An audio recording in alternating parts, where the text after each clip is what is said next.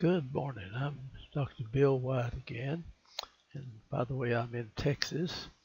I'm a member of the American Orthodontic Society. I'm board certified there, and I'm a general dentist that's been doing orthodontics for about the last 45 years and doing nothing but orthodontics. I did it several years before that. So I'm not a spring chicken by any means. I want to show you a method of bringing in impacted teeth that I came up with out of necessity several years ago. I'll show you some cases where we first started, and we were able to bring in every impacted tooth that we tried to with this, even some ankylosed ones. Of course, we had those broken loose, or the ankylosed part cracked loose and loosened the tooth up to bring them in, but we brought every impacted tooth we tackled in over the last several years, and that's been several years ago, and a lot of impactions. So this is an excellent method of doing that, and I wanted to go over and show you this. Now, I've written a bunch of stuff here about it. It's just a method of putting an exact constant pressure where it's needed, and it will not vary. The pressure will be virtually the same 2, 3, or 4 weeks after you put it on there. It's from a steel spring, and it works. You'll just have to try it. It looks pretty difficult, but if you just take it apart, you can do it, and it is the most efficient way that I have ever been able to come up with. And when we started using it, we used nothing else after we figured out how to do this. So I'm going to show you this in a kind of a jumbled up way, but it is a very good method of bringing them in impacted teeth. It is a surefire way to do that. Now here it is after we got it on the Typodon here, just to show you. I'm going to take it apart here in a few minutes and show you each part of this. I'm going to mark on it and everything. This is a spring right here. It is a closed coil spring, and we use the lumen of the spring is 036. The size of the spring is 010, or 10 thousandths in size of the wire that it's made. And this is closed coil, and we usually cut off a piece of that closed coil spring about a ½ inch long, and you take a gerback plier and stick it into it and bend it over, and you can do both ends that way.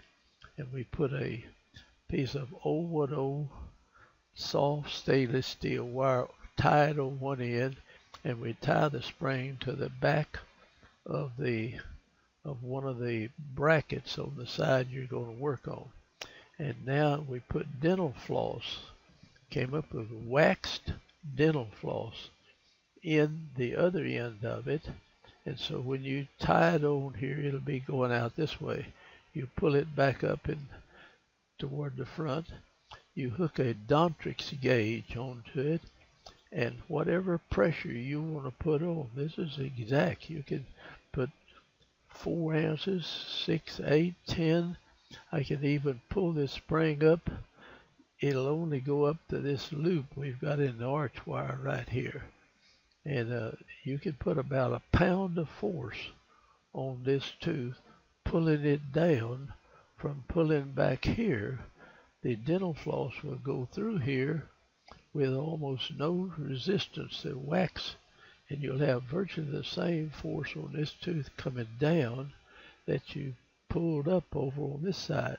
You may lose a fraction of an ounce of force, but this will be virtually the same as what you measure with your Dontrix gauge. And I'm going to show you all this mess in just a few minutes, but that's the basic thing.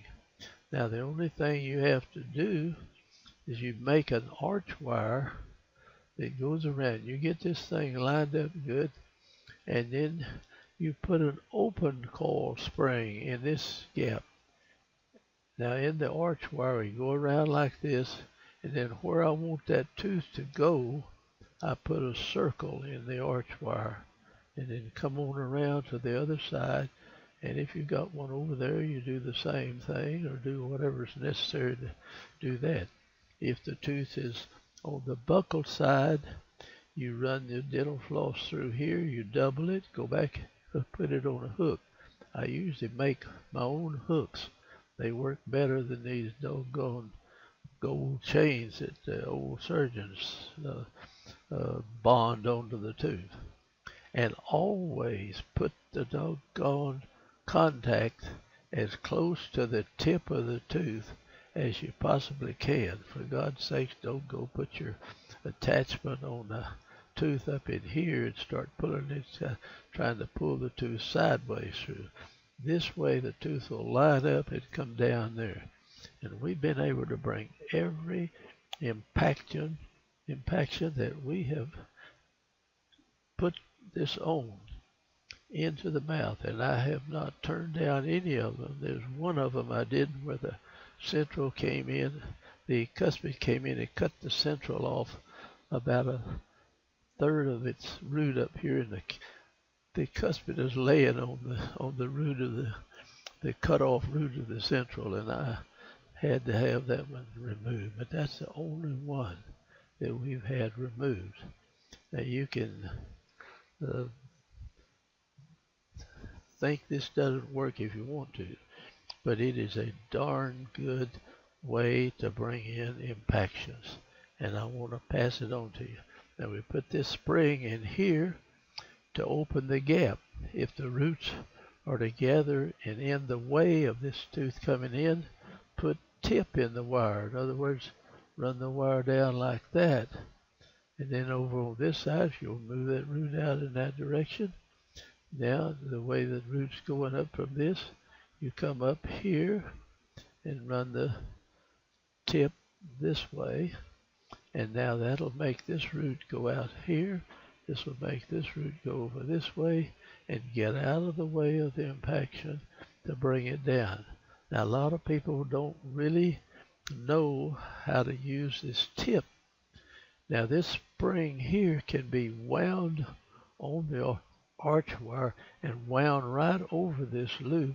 It's a single spring.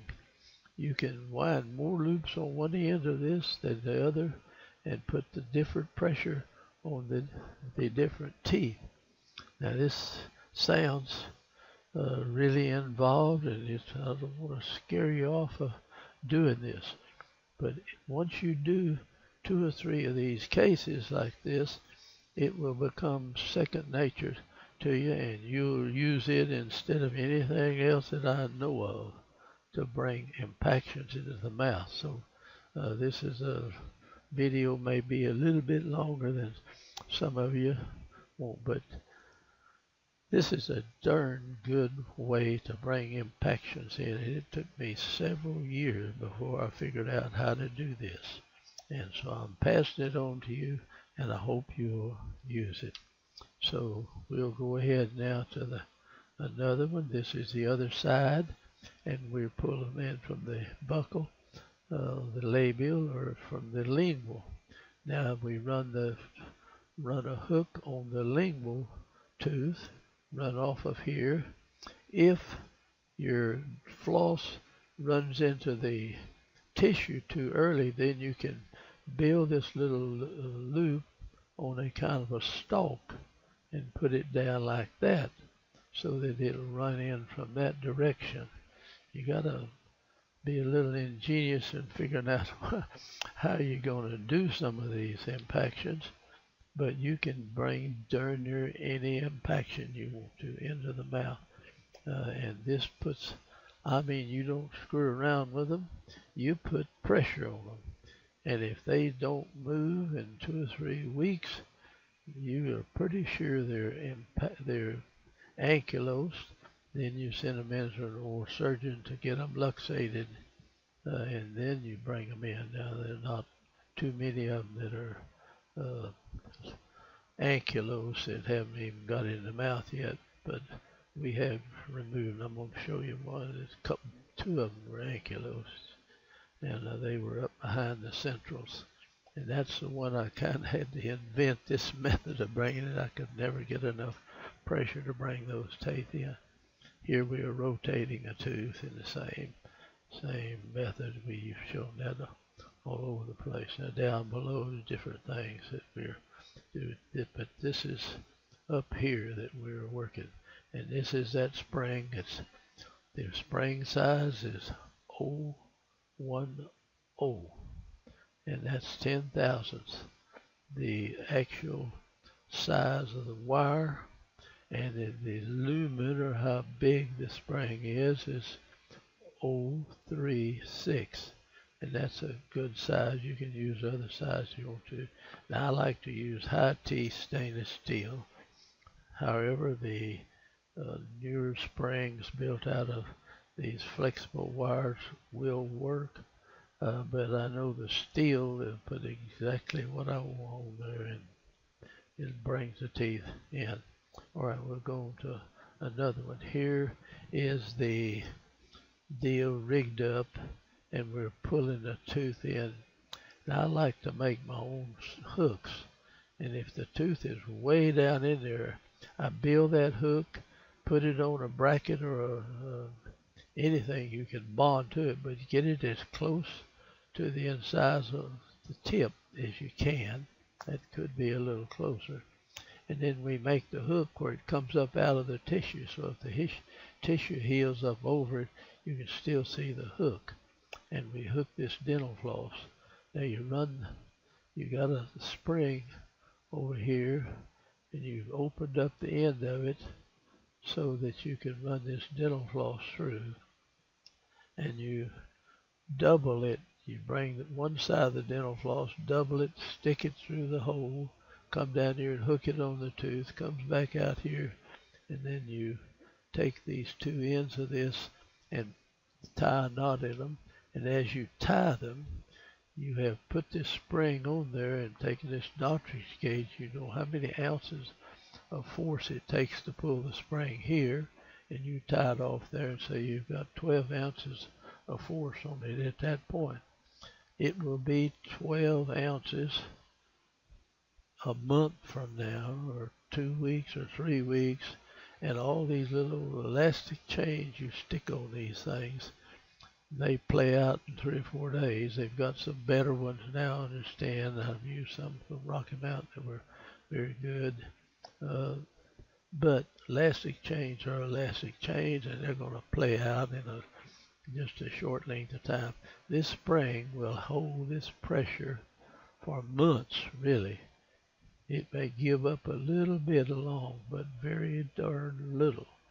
And it will take that darn tooth and pull that thing. Now, when this hook gets up to here, it's no longer good. So we take the hook off and run the floss down around the bracket or whatever we've tied on here to hook on, and bring it on in further. And usually we can get it in where we can come on the labial, put a bracket on it, and then bring it up to the arch wire after that.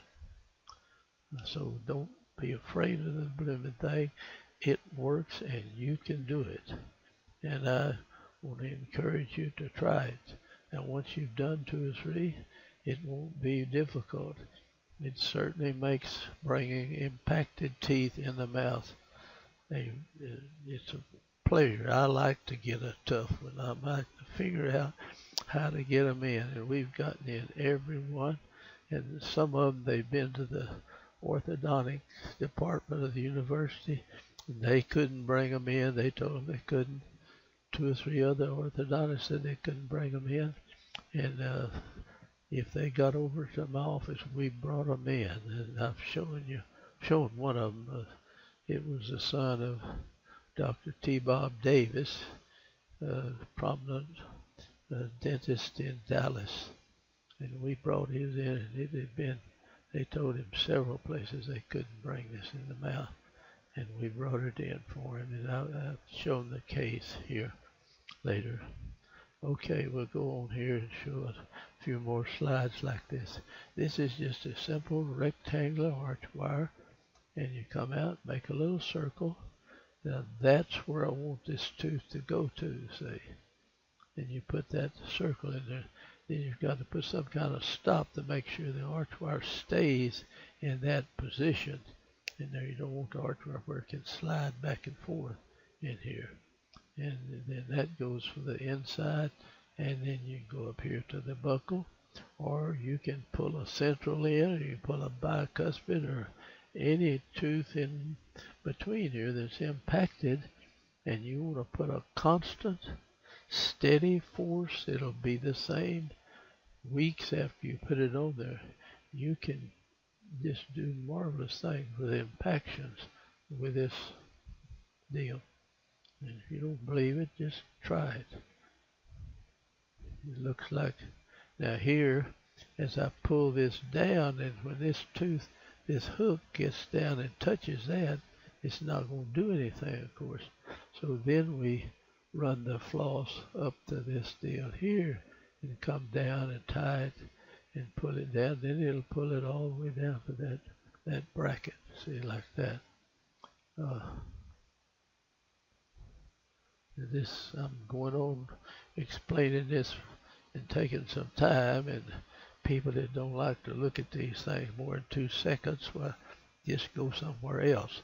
But if you want to learn how to bring in impactions, stick with it. It will work. And I'm going to show you case after case after case that we've brought some mighty weird impactions into the mouth using this method of doing it. And this is just a type it on. I've lectured and shown these around to people and tried to teach them how to make these arch wires and do this. It looks complicated if you don't know how to bend any arch wire. You need some more experience before you get into this. Now, this is the spring that we use. You'll have to use that's the 010 wire, and it's an 036 lumen, and I cut off about a ½ inch of this. This is closed coil spring, and we cut off about that much. You can take a gerback plier, I think I show that, and I stick that gerback, little fine end of gerback plier in there and bend it down, and you can bend several, maybe a couple of these rungs of that spring down on both ends over here where you've got it like that. You put your floss in one end, and you put an 010 soft ligature, tie a knot in it, and put it in the one end, and you run about at least a couple of feet of waxed dental floss now in the other end of it right here. Now I'm going to show it up a little closer. There's where we bent this with the small end of the gerback plier. Bend that way over, and it'll bend. This looks like it's about 2½ circles of that spring bent out. Now we'll tie into that. We'll do the same thing down here on this end of the spring. All right, here it is. This is a 010 soft stainless steel ligature. We just make one loop in it of a knot and tie it down there, and that stays right there. Then run about 2 feet anyway of waxed dental floss in this end of this spring. This is closed coil there. And you can do all of this stuff. Nobody has to make them up for you. Make a kit for you to buy. I mean, that's stupid. Just your assistants can do this. I had girls helping me that, man, we've done so many of these darn things, they could put this together in just a little while. Now I tied a knot in this. If you look at it, this just like you tied a string, just one knot, not even a full knot, and it'll stay right there. See, now we got the dental floss in the other end of it, about 2 feet now, and that's 2 inches, 2 feet of that dental floss. That's waxed. By the way, just waxed dental floss.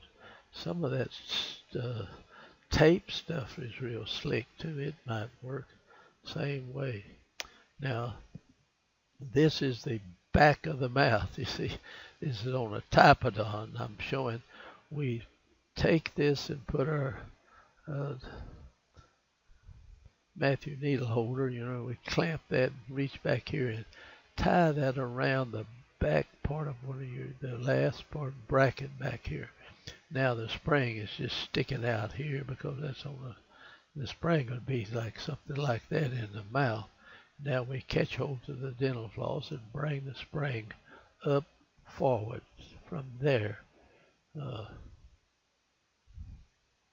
Now, I don't have any of this fancy stuff where it'll move it and show you that, but we have brought the spring all the way from back here up to the front, and now I'm holding the dental floss out here, pulling the spring out in this direction, and there's the tooth we want to pull in.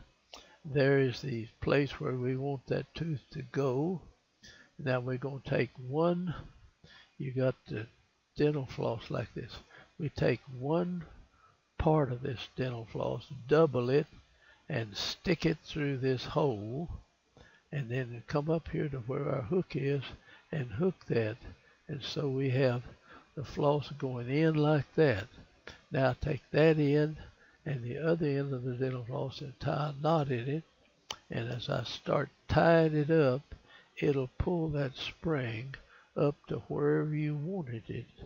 So back here it had no pressure, and as I'm going to show this Dontrix gauge. If you don't have a Dontrix gauge, you darn sure need to go get a Dontrix gauge. It's nothing but a kind of a fish scale for dentists. I mean, a fish way of weighing or putting pressure, and each little mark is an ounce of pressure, and an ounce is about 30 grams. And if you got a deal in grams, well, you can do all that if you want to, but you can just, I put a lot of force on them, and I bring them in. If they don't come in, there's something wrong. I mean, real wrong, and there'll be ankylosis, and that's not too often. All right, we'll go to the next slide here, and here is a Dontrix gauge. My camera, I couldn't get up close enough, and this is one end will be sticking out. It weighs by pulling, or it weighs by pushing on the other end of it, you see. And each of these little marks you see on here, it has 4 ounces, and then it'll have a double deal, and then 4 more ounces and a double deal, 4 more ounces and a double, and then out here 4 more, and that's a pound, and that's all that it is set up to deal with, is a pound. But each of these little slots in here is 1 ounce, and that's about 30 grams. And if one of these guys has got to have so many grams, well, you can just use that way. I don't pay any attention to that. I just go in there and use so many ounces. And after you've done it for years, you don't either. So here is the end of it where you weigh pushing. When you see it, this is just sticking out like this. And as you push this, put this on something and push it, and this goes to here, that's an ounce. This, see, whatever you, and then if you push it hard enough, you'll get 4 ounces. And that's 4 of them 30, or that's 120 grams, if you want to call it. That's not perfect, but that's what they do. Here's 4 more ounces. Here's 4 more ounces. If I shove that on something till this part right here comes to right here, that's 12 ounces of force. If you go all the way to the end, that's a whole pound, and that's pushing. Now we go to the other end of it, and I don't know whether I got a picture of it or not, but yeah. All right, you hook something with this one, and you pull a little bit, there'll be one of those will come in. That'll be an ounce. You pull it to the double ring, that's 4. Double ring, that's 8. 12 and 16. And that works like that. This is a necessity. If you don't have one of these blue things, even though they may charge you an awful lot for them. Get you one. That's all you need. You can just clean them off and use them. They're good. So here we are. So we've tied this spring on the back of that tooth. I hooked that in that little part of the spring.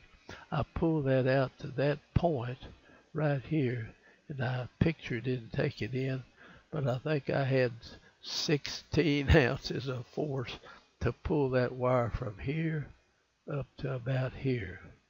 Now if I wanted to just I can go back here and see where 12 ounces or 14 ounces or 10 ounces or whatever the heck you want to put on it.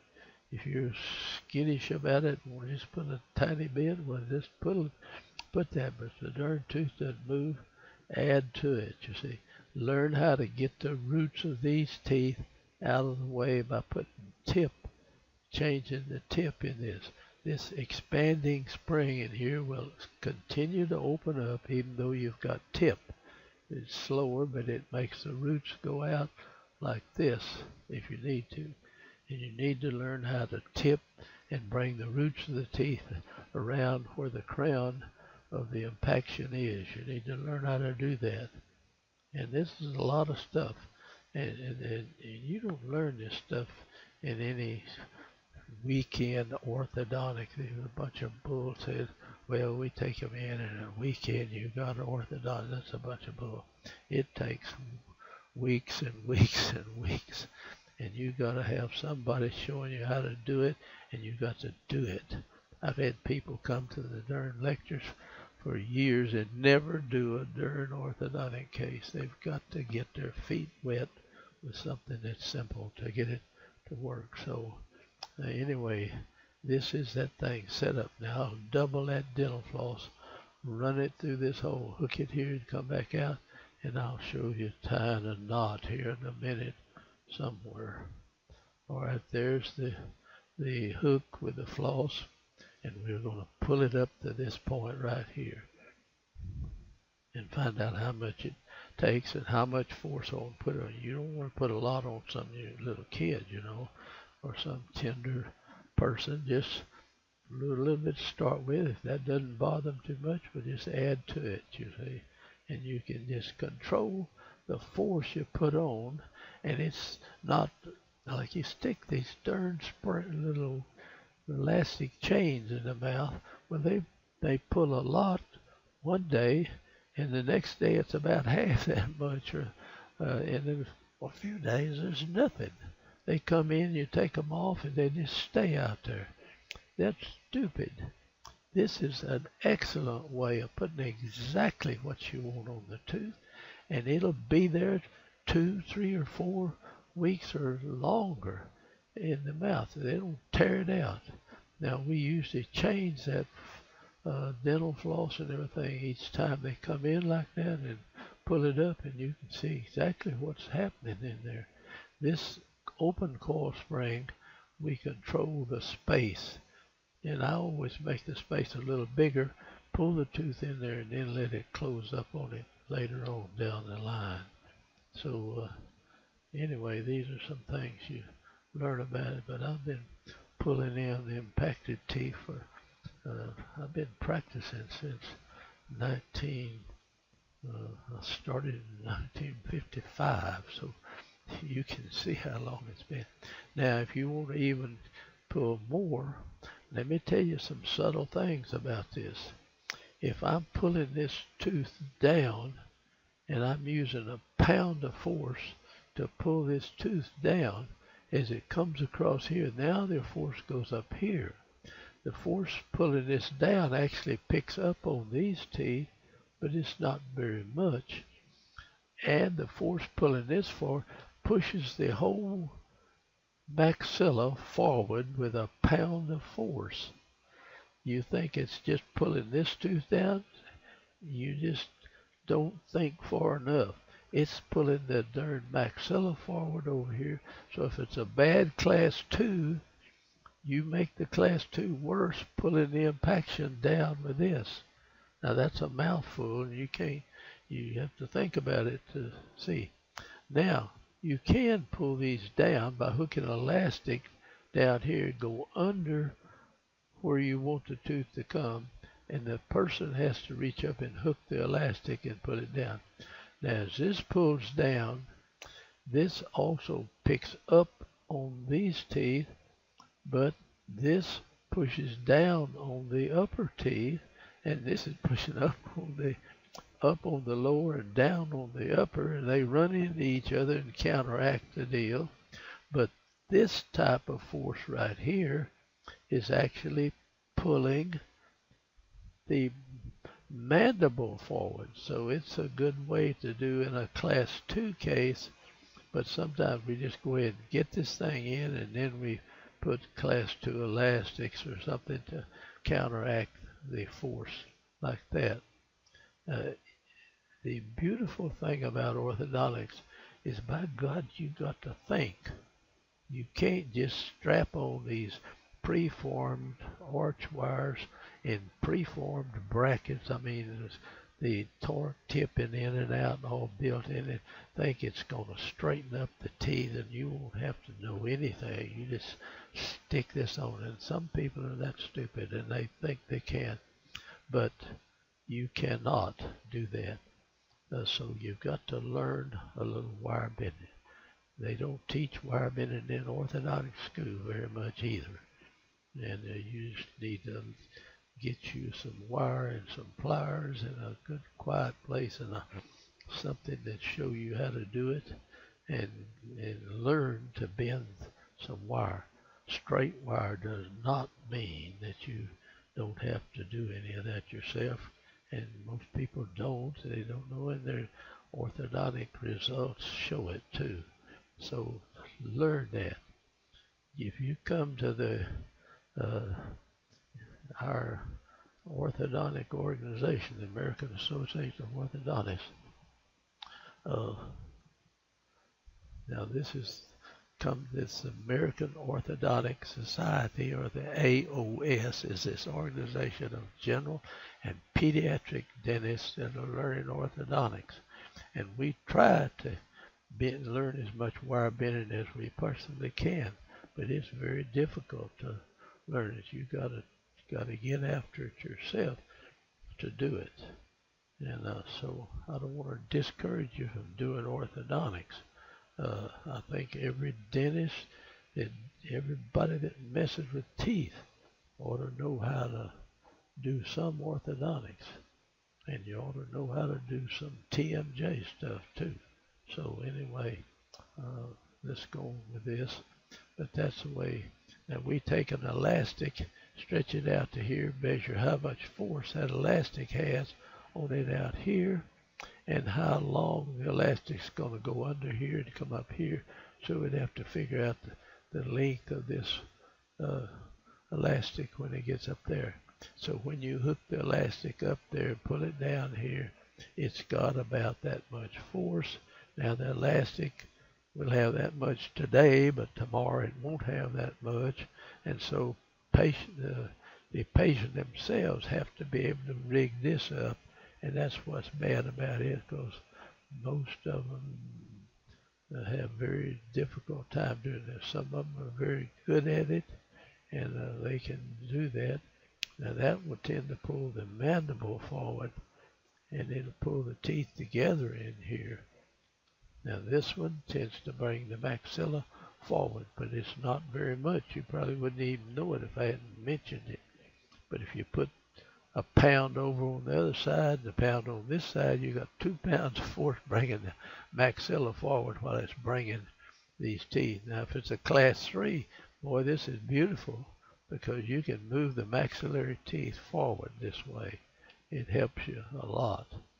There's just a lot of nice things about this way of bringing them in, but you got to learn a little wire bending to do it. All right, here's this one where we've got a rubber band coming off and hooking up on that tooth right there. Plus we have this spring coming in here, so the elastic is pulling it down, and they open their mouth, and by most of the force is coming right into the mouth, so the tooth will come in a kind of a split the pie in there, something like that, as it comes through the mouth.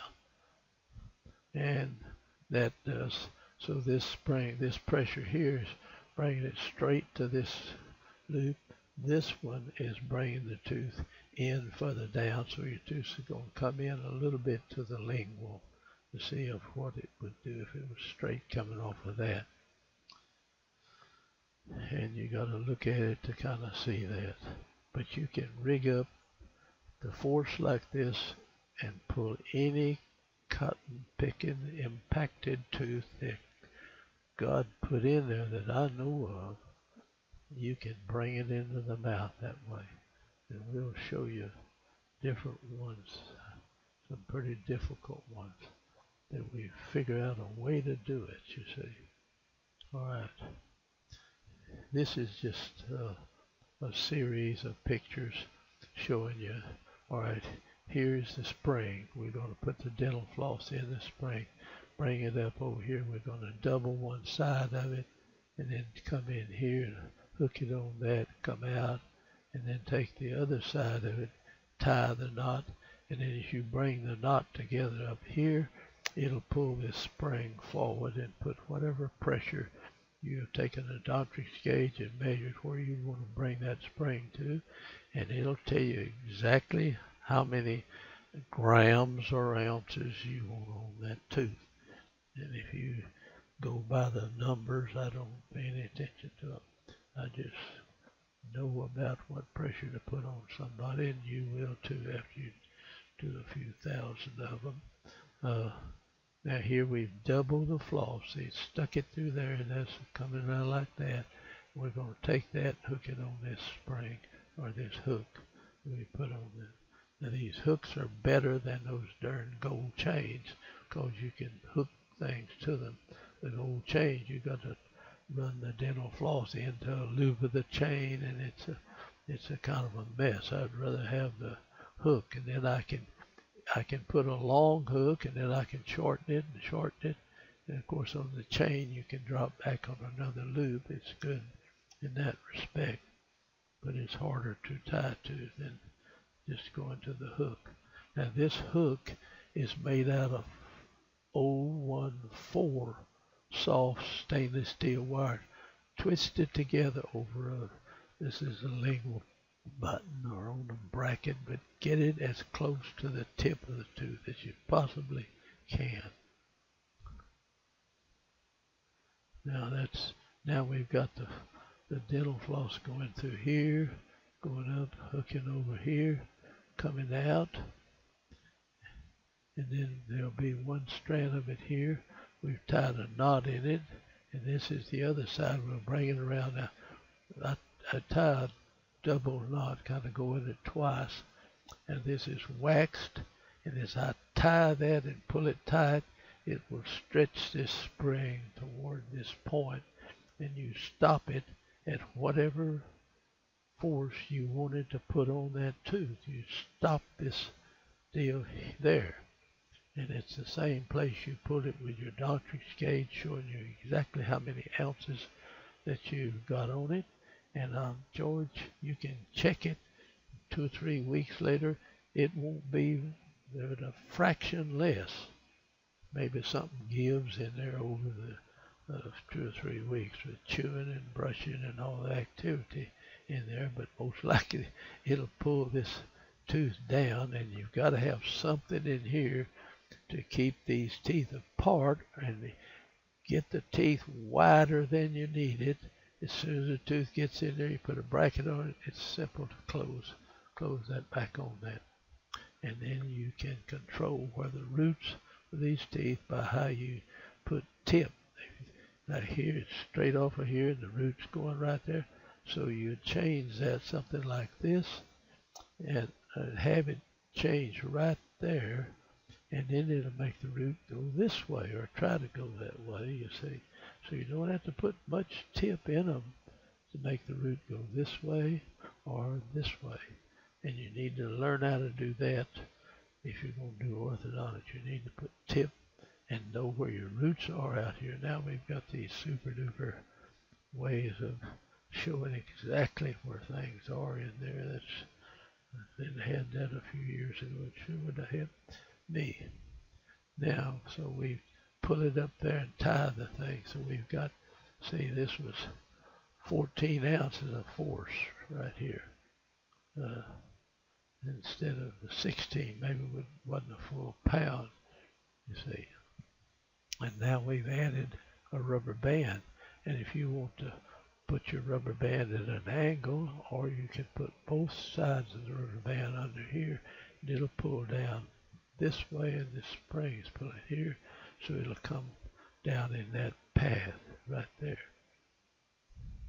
Just learn how to make that, put the loop where you want the tooth to go. If you have to put some kind of stop in there, do that to keep it in that place. There we go again, just another view of it after it's set up, and we let them go. Now the patient has to put this rubber band in, but it'll work whether the patient puts the rubber band, it's going to pull that tooth. When this hook gets to here, we do away with the hook, then we take the floss and put it around a little deal up there and pull it on down, and you pull the darn tooth down to here somewhere before you run out of space. Now you can put a bracket on it and go in and line the tooth up like you want to. Whoops. Okay. I don't know what that's saying. Alright. Alright, here. Let me go back there and see. I didn't have anything on that. Alright. Now, this was showing it, just tying it from another angle. Do 2 or 3 of these. Put it on the darn type it on and try figuring it out and get it worked out in your mind. Now, once you do 2 or 3 of these, they're not that difficult. They really can be done. In fact, the assistants that helped me would do everything legally they could do in there. And I had some sharp ladies working for me. And, Tricia G is, Tricia Smith really is the only one still there. She's worked for me over 40-something years. Started when she was in high school. She can straighten your darn teeth. She's still working. And Tricia is a sharp gal, and I've had a lot of sharp ladies that worked.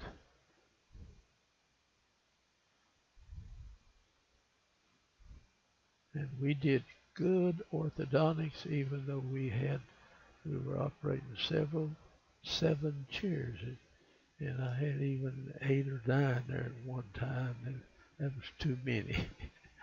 And I had the ladies doing everything they possibly legally could do, and I checked them off, and I had ladies that could do all of this wire bending and everything. And once they learned one thing, we sent them to something else. We had a couple of people training all the time, because there was people, other orthodontists would hire my darn assistants after I had a hard time keeping them. But they could do good orthodontics, and we did good orthodontics. Okay, there it is again. And up close, the same thing. See, you can set those where they pull the tooth any way you want to go. Now this is just some little things we stuck in those vertical slots so we could, like you could see, we hooked the elastic under. We stick that little T thing up and bend it over and then stay in and put a hook. Now these little brackets, they didn't rotate good, but they had a lot of inner bracket space. I enjoyed that. And we learned how to rotate our teeth with those brackets on there. And the ladies liked to use them.